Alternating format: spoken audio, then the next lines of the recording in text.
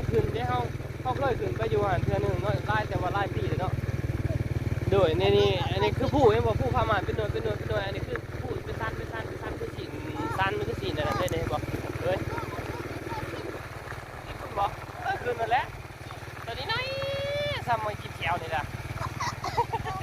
โมเมนเนาะ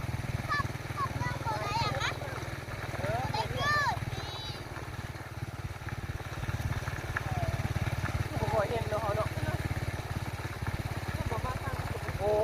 ยโบเห็นอะไรอย่างนี้เพื่อนพูดทวงแค่ห้างเนี่ย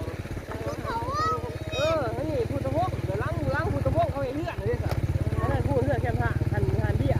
อันนี้พูดทวงรู้แหละนี่มีหันก้อนทางพูดทวงมีหันโต๊ะหันพูดทวงรู้แหละนี่ฮะแต่ว่าเบื้องล่างเขาเห็นเลือดได้ระบอกเลยแต่จะบุถ่ายเอาเนาะบุถ่ายเอาบุเลือดเขาเนี่ยนี่นะเนี่ยปุ๊บเลยที่บอกเขามาทางล่างเลยเขาเป็น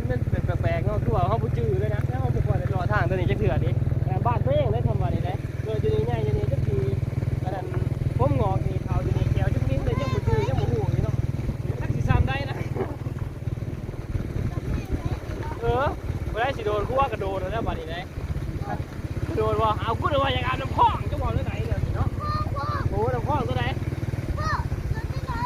นี่โอ้อยู่บ้านเขาเหรอโอ้เป็นคู่เมืองหนามพวกแม่งนี่เนาะตอนนี้เขาก็มาหอดจุดที่ว่าโดยตลาดเนาะมาหอดนี่ก็คือเป็นทางเมื่ออาคารแก่ตัวภาพเพื่อนนี่จุดโอ้โหใหญ่มากกว้างมากวันนี้ขาตั้งขาเลยเนาะขาเลยเนาะตรงนี้เนาะมันใหญ่มากแล้วโอ้มันก็ขับไปด้านขวาเลยโอ้โหขางด้วยมาไหวกันนะโอ้โหรถเบียร์รถน้ำโอ้คนมาลินคนมาเที่ยวชมไอ้มองนี้ก็ร้ายพ้นเนาะเล็กหน่อยง่ายได้มองนี้เลยเขาจะไล่จะมาแข่งกันว่าน้ำคามมือนี้ด้วยเนาะฮะแม่ทะเลหลูน้ำดิกระเสือนี่ก็โดนแก่เสือแล้วก็โดนร้อยแข่งก็เลยระบาดนี่เห็นบ่ข้างล่างสิโดนหน้าได้หาเห็นบ่นี่สองคนผู้ได้ร้อยหอดพังหนึ่งก้อนกับเพื่อนชนะแต่ก็ได้กระนุ่มอมสองก้อนนี่ได้ฮะด้วยอันนี้คือผ่านนี่คือพุทธวงศ์เขากำลังขยายมองต้องมากินยังกินเขาเนาะมีเรือใหญ่แล้วก็เขากำลังขยายที่สอดที่พักที่ว่า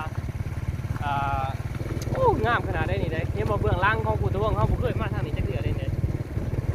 มาอยู่แต่ว่ามาพังงานจะบริษัทเกมเลยความงามนี่เขากำลังเห็ดตูบเต้าเนาะมกเต้าเข้าทานแต่ว่าความงามนี่เบิ้งรีสอร์ทแล้วนี่พูนี่ก็คือเบื้องล่างของรีสอร์ทพุทธวงศ์หรือว่ารีสอร์ทวิวเทิร์นนี่เด้ความงามครับมันนี่ครับนะเขาจะไปหอดคู่คุณได้เนาะทางคู่ทางหนาแล้วเขาก็ขี่รถหลอดคู่เลยเขาก็สอดตามละวันแบบนี้กลับมาทางท่าแก่คือดีเพื่อนนึงเนาะกลับไปไอ้